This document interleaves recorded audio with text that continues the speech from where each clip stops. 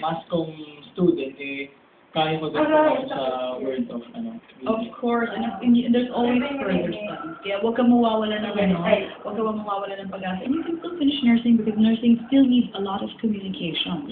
Oo naman, kasi ikaw ay nakikipag-usap, ikaw ay maraming nakakasama. Therapeutic communication. Diba? Anyway, let's give our new quote for this afternoon. John? Okay, ang aking new quote para sa hapon na to ay galing kay Aristotle. Naku, talagang mabigat. Isa siyang Greek critic, philosopher, physicist, and zoologist. May pilo kayo mga estudyante. Kilala niyo kung sino si Aristotle. So, ano ang kanyang quote? Sabi ni Aristotle, a flatterer is a friend who is your inferior or pretends to be so. O sige nga, paki-interpret naman para sa atin. Okay, so, Kaya mo yan. Kaya ko to, so paglalim.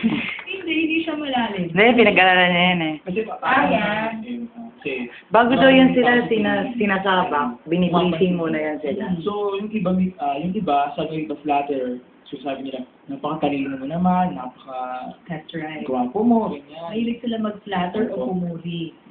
Pero, sabi na dito, who is your inferior or pretends to be so, yung iba hindi totoo yung sinasabi niya. Parang ma-flatter ka lang nila.